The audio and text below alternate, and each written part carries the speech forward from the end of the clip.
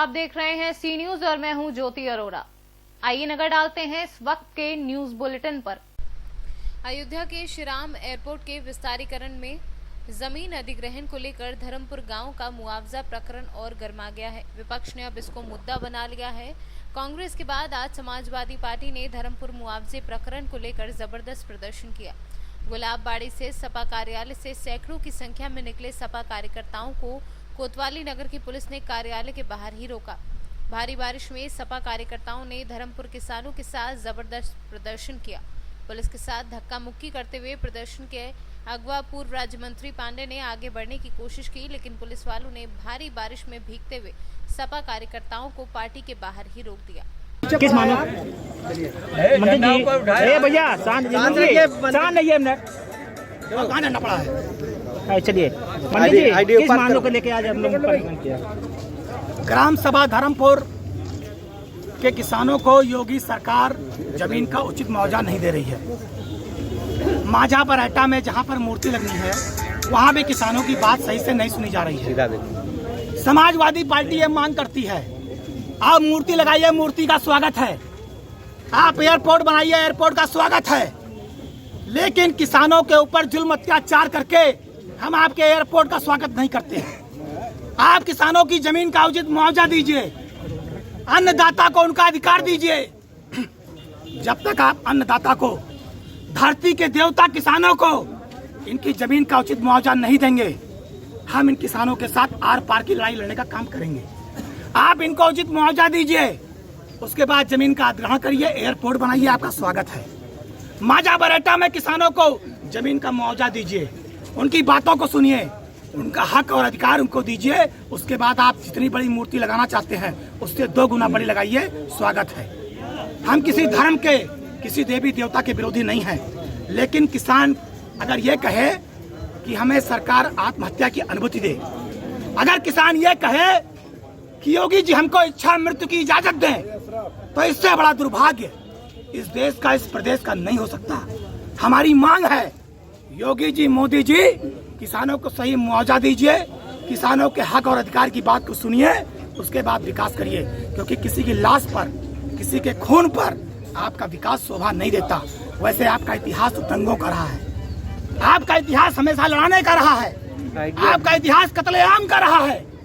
लेकिन आप सरकार में हैं तो हम मांग करते हैं, किसानों को, मजदूरों को, गरीब लोगों को उनका हक अधिकार मुआवजा दीजिए, वरना सड़कों पर आंदोलन करने के लिए हम सारे किसान मजबूर होंगे। और आज देख लीजिए, इतनी भयंकर बारिश में भी सैकड़ों की संख्या में किसान भीगते हुए आंदोलन किए हैं, प्रदर्शन किए हैं। आप उनकी पीड़ा समझिए। और लोकतंत्र का जो मजबूत स्तंभ मीडिया है, हम उससे भी निवेदन कर रहे हैं, किसानों के हक अधिकार को उठाइए। धर्मपुर, माझा बरैटा के किसानों की जो स्थिति है आप सोच नहीं सकते। रात में इन लोगों को नींद नहीं आती कि कल हमारे साथ क्या होगा। अधिकारी जाकर धमकाते हैं।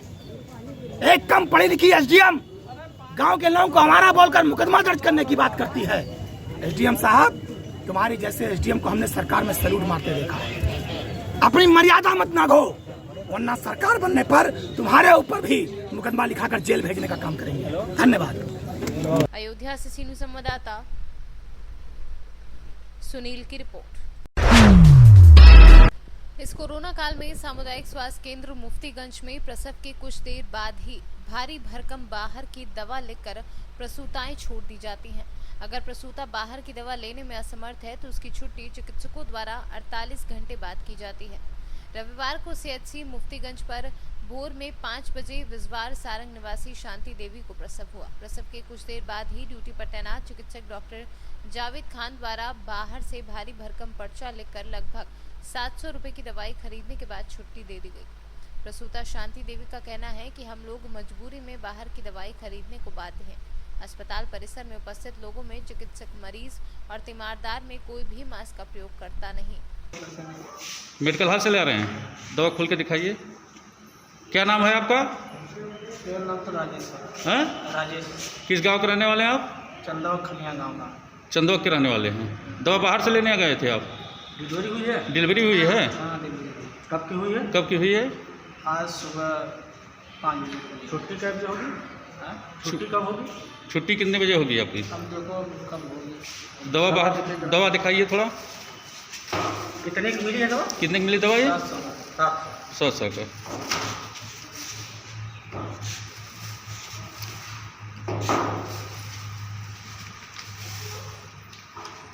क्या दवाई लेने के बाद ही डॉक्टर छुट्टी करने के लिए कहते क्या? हाँ हाँ हाँ, दवा लेने के बाद क्या बोले थे? दवा लेने के बाद दवा लिखे थे छुट्टी करेंगे। अच्छा, मैं तो अभी आ रहा हूँ। अच्छा, पर्ची दवा दिखे, दवा पर्ची देखें।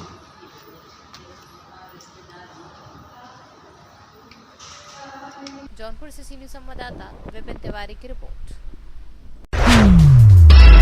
वीर अहिर निर्माण सेना के राष्ट्रीय अध्यक्ष तेज बहादुर यादव फौजी पहुंचे। सभापति यादव के घर परिजनों से मिलकर जाना हालचाल। इस मौके पर किसान नेता व सामाजिक कार्यकर्ता प्रयागराज राजेश्वर यादव, आगरा से विनेश यादव व मध्य प्रदेश से आयुष यादव सहित दर्जनों कार्यकर्ता सभापति यादव के पैतृक आवास विनयका पहुंचे तथा सभी लोगों ने सभापति यादव के खिलाफ हो रहे अत्याचार की लड़ाई में कंधे से कंधा मिलाकर साथ देने का वादा किया।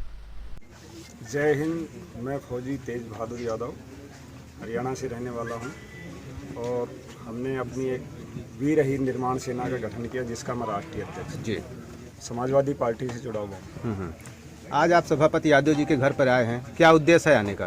देखिए, इतने दिनों से टीवी समाचार पत्रों से पूरे देश के अंदर इस चीज़ का तो पता लगा ही हुआ है कि ये सरकार कितनी आतंक जो है कर रही है, कितना लोगों के ऊपर प्रहार किस तरीके से, और ख़ासकर सबसे ज़्यादा पिछड़ी जातियों और यादव के ऊपर बहुत ज़्यादा अन्याय अत्याचार हो रहा है। इसी के अंदर सभापति जी जो हैं, जिस प्रकार से उनके ऊपर सारे झूठे जो मुकदमे लगाए गए हैं और यहाँ तक कि उनका इनकाउंटर करने की साजिश तक रची जा रही है, जबकि जो उनसे हथियार मिले उनको अवैध दिखाया गया। एक फौजी आदमी लाइसेंस लेके हथियार ले उनको भी अवैध बताया गया है।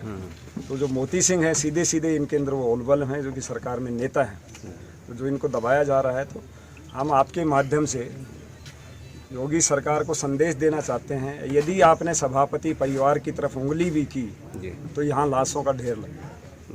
हम नहीं चाहते कि कोई विद्रोह हो। आज हम इस तरह का ऐसा कोई नहीं करे, कोरोना काल है, उसको नियम कानूनों को मानते हुए सिर्फ एक चेतावनी है आज तो ये। आगे भी अगर इसी तरह इनके परिवार को तंग किया गया, परेशान किया जाए या इनके साथ कोई गलत कार्रवाई हुई तो पूरे देश के यादव समाज के साथ साथ जितने भी पिछड़े वर्ग है सब इनके साथ खड़े।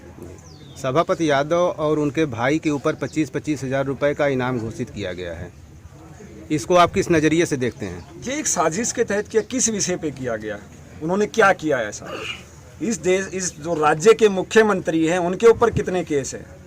अगर ये इनकाउंटर करना है तो योगी बाबा का करके दिखाइए, उनके ऊपर कितने हैं और कितने ही उनके मंत्री हैं जिनके ऊपर कितने कितने केस हैं।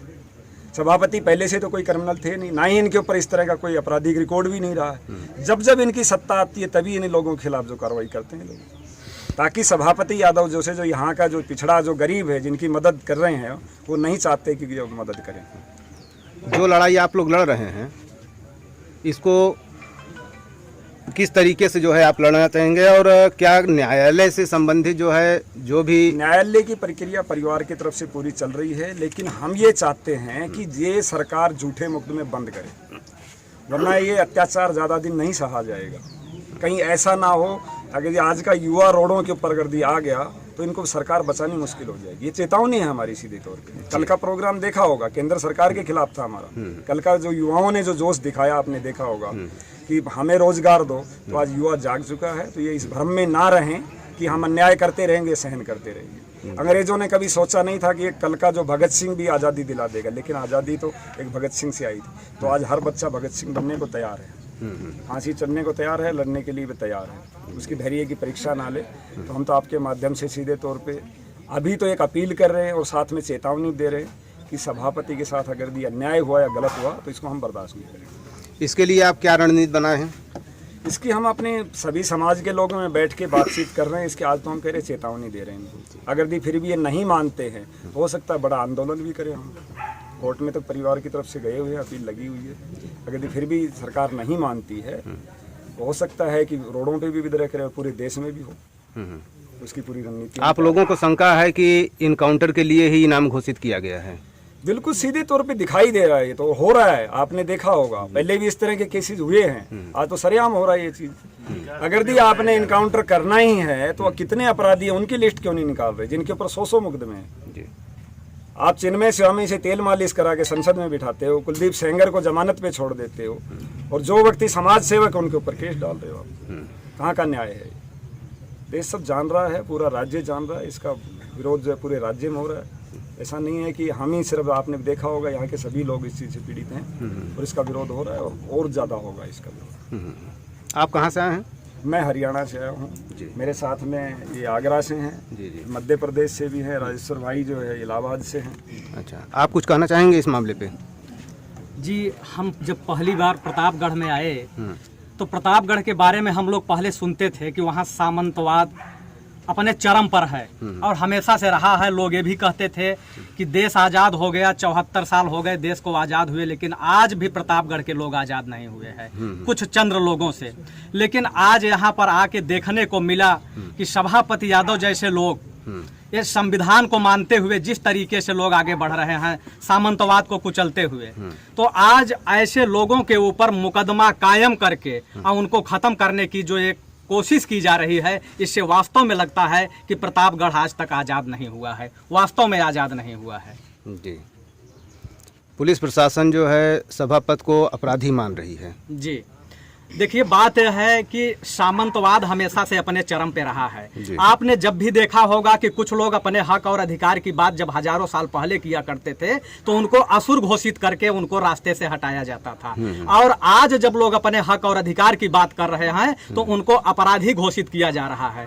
आज पुलिस वाले पूरे तरीके से सरकार के इशारे पर ये वर्दी वाले जो है एकदम गुंडेगर्दी कर रहे हैं, गुंडेगर्दी पे उतर चुके हैं, और जो लोग हैं जो समाज की लड़ाई लड़ रहे हैं, पिछड़े तबकों की लड़ाई लड़ रहे हैं, ओबीसी की लड़ाई लड़ रहे हैं, माइनॉरिटी की लड़ाई लड़ रहे हैं, उनको पूरे तरीके से खत्म करके और 5000 साल पहले से जो गुलामी चल रही थी वही गुलामी फिर से ये काबिज करना चाहते हैं।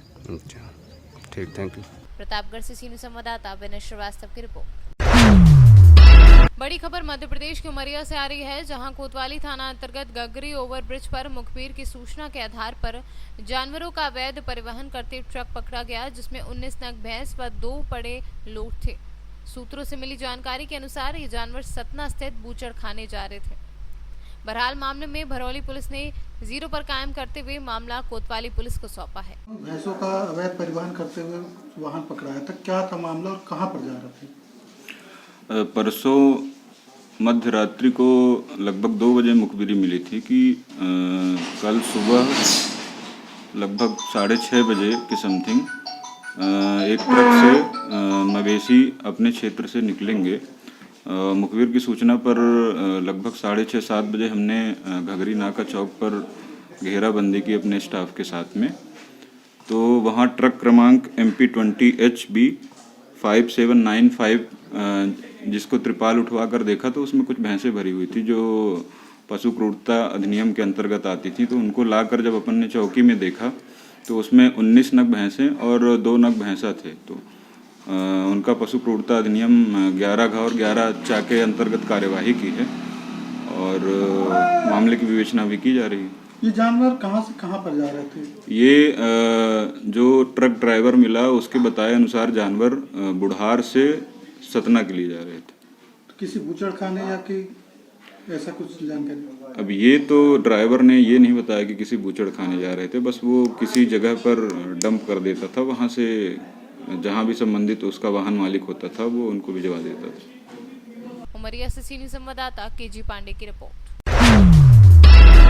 पूर्वा विधानसभा के यशस्वी विधायक अनिल सिंह कोरोना से लड़ते हुए जंग जीतकर जैसे ही नई ऊर्जा और नई जिंदगी के साथ पूर्वा ब्लॉक में आयोजित क्षेत्र पंचायत की बैठक में शामिल होने के लिए ब्लॉक के अंदर प्रवेश किया तो तुरंत ही लोगों में अपने प्रिय जनप्रतिनिधि को देखते ही खुशी की लहर दौड़ उठी।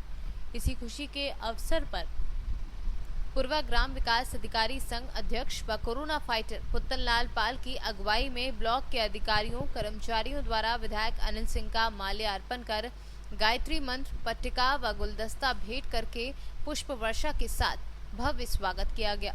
जिसमें कोरोना फाइटर पुत्तन लाल पाल ने विधायक अनिल सिंह के दीर्घायु होने की ईश्वर से कामनाएं करते हुए कहा कि हम लोग बड़े सौभाग्यशाली हैं जो आपका आशीर्वाद मिला है। वहीं विधायक अनिल सिंह ने समस्त जनमानस का आभार प्रकट करते हुए कहा कि भगवान करे किसी को भी कोरोना ना हो, क्योंकि आप लोगों की दुआओं से ही मुझे नई जिंदगी मिली है। आप लोग मास्क का प्रयोग करते हुए सोशल डिस्टेंसिंग बनाए रखने में सहयोग करें। इस सम्मान समारोह में ग्राम प्रधान, क्षेत्र पंचायत सदस्य सहित तमाम संभ्रांत नागरिक मौजूद रहे। उन्नाव से सीनियर संवाददाता दिनेश साहू की रिपोर्ट। इस वक्त की खास खबर में बस इतना ही। देश और दुनिया की तमाम बड़ी खबरों के लिए आप देखते रहिए सी न्यूज़। हर खबर आपके साथ, आपके हाथ।